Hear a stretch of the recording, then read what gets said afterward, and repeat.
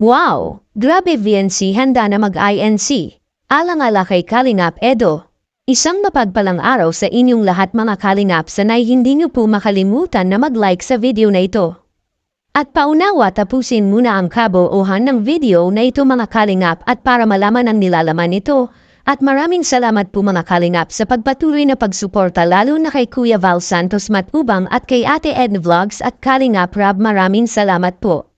VNC handang mag-INC para kay Kalingap Edo. Pero bago yun mga Kalingap ay pag-usapan muna natin ang patungkol kay VNC at Kalingap Edo. Si Edo at VNC ay magkaibigan mula noong na naipakita si VNC na tinutulungan ni Kalingap Rab sa kabila ng kanilang magkaibang kalagayan sa buhay, nagkaroon sila ng isang matibay na ugnayan na hindi matitinag ng panahon.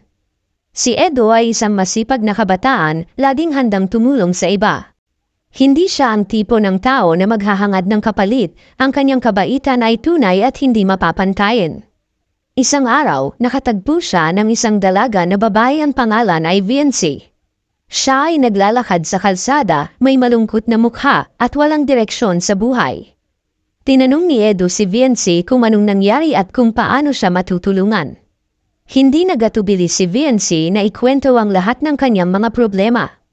Ang kanyang pamilya ay mahirap at sa kabila ng kanyang mga pangarap, tila ba walang nakikinig sa kanya. Si Edo ay naging kanlungan ni VNC.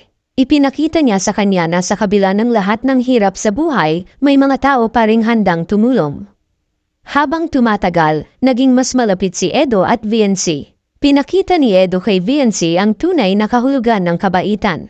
Hindi lang siya tinulungan sa mga material na bagay, kundi higit sa lahat, tinuruan siyang maniwala sa sarili at magsikap. Pinapalakas ni Edo ang loob ni VNC na magpatuloy sa kabila ng mga pagsubok at magtiwala na darating ang panahon na makakamtan din niya ang mga pangarap niya.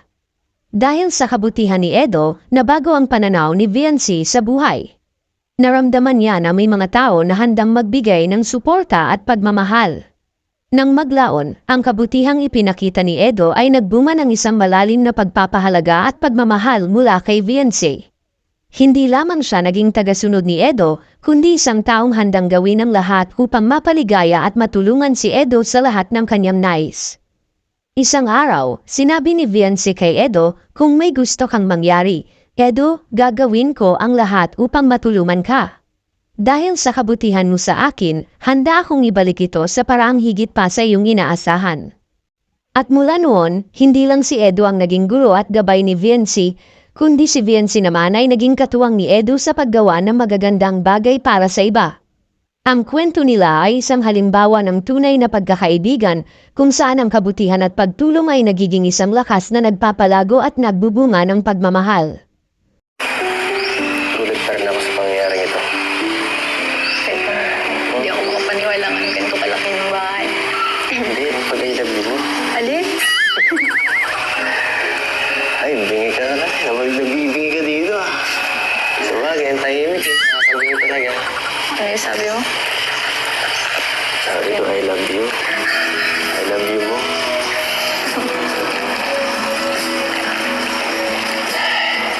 Siya nga pala, asan si ano? Si tita. Nandiyan sa loob. Gusto ko sanang magmano. Kaso, medyo nakakaya. Kasi yun nga, no? Baka, kaya lang ako. Ay, hey, hello. Kumusta kayo dyan? Mabihira ka. Ay, so, ibig sabihin ba nun? Tayo na rin? Kasi parang gano'n na rin yan eh. Ewan. Ewan. Sinasabi mo lang dapat yun sa taong mahal mo. Kaya nga sinabi ko sa'yo.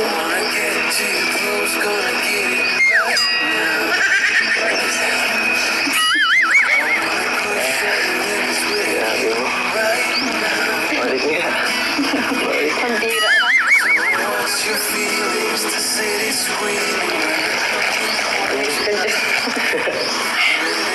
So, hindi, parang tayo na rin nun.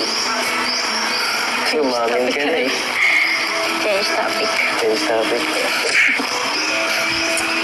Oo. Mapapaga. Hindi ko na kailangan mag-ab.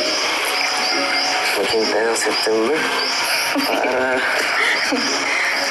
Sorry. Para makuha ang ano mo. Oo mo. Change topic na. Tama na. Panainis ka na eh.